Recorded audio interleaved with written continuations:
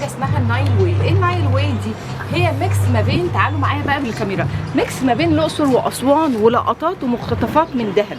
يعني احنا واحنا في الاقصر واسوان عشنا نفس اللحظات ونفس الاجواء الجميله ونسمه الهواء بتاع النيل الحلو ده، لحظه الغروب ولحظه نفس اللقطات ونفس المشهد ونفس الاحساس. بس انت بدل ما هتروح الاقصر واسوان هتيجي نايل واي الموجوده في المعادي في فندق جول او نايل جول سيتي. عايزه اقول لكم المشهد الجميل بتاع الترابيزه والديكوريشن ده انا شفته مره وشفته مره تانية في مكانين. شفت مره في بورتو غالب واحنا واخدين المركب الكبيره وبنعمل جوله قبل ما نعمل دايفنج في البحر الاحمر، وشفت مره تانية في دهب لما كنا في 3 بول وكانوا عاملين مركب عائم برضو بتنقلنا من مكان لمكان علشان نتفرج على المعالم الطبيعيه والاماكن السياحيه اللي انت محتاج تشوفها. ان انت لو جست من بره الفندق وبره المنطقه خالص تقدر تنزل المعادي وتقدر تيجي تاخد المركب وتقدر تعمل فيها لحظات لطيفه جدا وتقضي وقت جميل، تعمل عيد ميلاد، تجيب مراتك وتعمل لها حفله مفاجاه، تجيب تورتايه وتقضي وقت جميل في وسط النيل في المعادي. فكره جديده وجميله جدا، تكملوا معايا.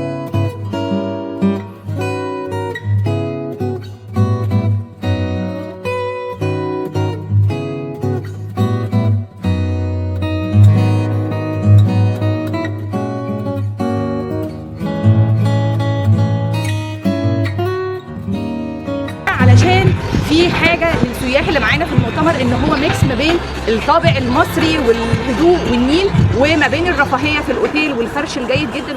مدينه ملاهي للاطفال ودي حاجه ممتعه جدا لاي حد جايب اسرته وعايز يسيب ولاده هيتبسط. فرح اوبن اير، عايز مكان مفتوح في الصيف على النيل، عايز كوشه حلوه، عايز ديكوريشن، عايز كل الحاجات اللي انت بتتمناها في فرحك. عايزه اقول لكم الافراح في الاقصر واسوان بتكون بنفس المشهد ده، بس انا فعلا اول مره اشوفها في مصر. موجوده فين؟ في المعادي. عايزه اقول لكم الفرح هنا يكاد يكون مش مكلف، لكن هو جامع ما بين الرقي وما بين النيل والهواء، وعطيك الاوبن اير اللي انت محتاجه وصور النهار الجميله للزفاف في التصوير او للخطوبه. ده شكل القاعه زي ما احنا شايفين كلها. طبعا مستواها ولا 5 نجوم، حاجه ممتازه جدا. شكل الكوشه بتختاره اللي انت عايزه. فوتوغرافر موجود. الفندق بيساعدك على انك تعمل حفله ممتازه جدا. تقدر تيجي وتشوف المكان بنفسك وتقضي يوم وتكتب لنا. عجبني قوي قوي فكره الانترانس ان هي مميزه وجديده. شكل اللمبات اللي معموله على شكل الشموع او شمعدان لذيذ قوي. المدخل مبهر. المكان حلو قوي كفرح، كخطوبه، كمؤتمر اوبن اير. لو عايزين نعمل برزنتيشن ومحتاجين شاشه بروجيكتور سهل جدا ان احنا نجيبها كمان. المكان فعلا حرفيا جميل بكل التفاصيل. والمركب العائم دي عطياك احساس ان انت بره مصر، قول في جزيره، قول في المالديف، قول في مكان تاني خالص. بس بجد روح ونسمه الهواء المصري ونيلها وشمسها اللي استحاله تلاقي جماله في اي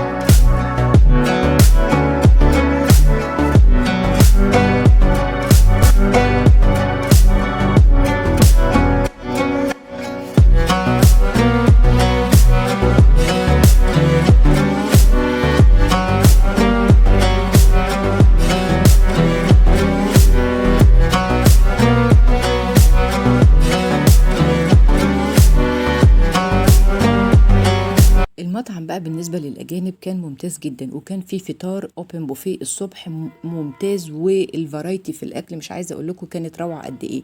عايزة أقول لكم إن أنتوا تقدروا من خارج الفندق تقدروا تطلبوا أي وجبات موجودة في المنيو الموجود. وعايزة أقول لكم كمان إن الموضوع هنا حاجة تانية خالص في المعادي. ده شكل الممرات بين الغرف، وعايزة اقول لكم ان احنا استمتعنا جدا. طبعا عايزه اقول لكم الممرات بين الغرف في منتهى الشياكه، وعايزه اقول لكم ان انا كنت بدخل الغرفه افصل تماما عن اي شغل وعن اي تعب في المؤتمر. عايزه اقول لكم النايل دي انا ما كنتش مصدقه واحنا بنحجز ان بجد المكان هيكون مبهر بكل تفاصيله. تجربه اكثر من رائعه لاي حد عايز يجرب، واي حد عايز يحجز فرح وعايز تقضي وقت في نيل مصر وجوها. في مطاعم كتير جوه جول زي ما انتوا شايفين معايا على الكاميرا. وعايزه اقول لكم ان انتوا تجربه الفرح هناك هتكون مختلفه جدا. عايزه اقول لكم ان الاسعار بقى دي بتهم كل الناس. الاسعار في المتناول وعاديه جدا، سواء في الحجز تقدروا تحجزوا من بوكينج او من الابليكيشن بتاع مجموعه جول الفندقيه، وهحطه لكم في صندوق الوصف. ده كده الشكل الخارجي حول المكان. والنيل مش قادره ما صوروش اكتر من مره في الفيديو، لانه كانت اكتر حاجه عكس عليا راحه نفسيه وهواء. المكان جميل جدا، تقدروا تاخدوا صور كتير قوي قوي وتستمتعوا بوقتكم بكل لحظه حرفيا مع نسمه الهواء الجميله بتاعت النيل. في اكاديميه سباحه. اهم حاجه بقى في الفندق ده ان كان في حمام سباحه للناس. فطبعا في وسط القاهره حمام سباحه مع مركب عائم في المعادي، يا للروعه ويا للجمال بجد حقيقي. كان مكان مستكمل بكل تفاصيله. وادي شكل الاوتيل من بره، وادي جوله كمان بالليل علشان تشوفوا اسماء القاعات وتقدروا ان انتم تحجزوا فيها بسهوله.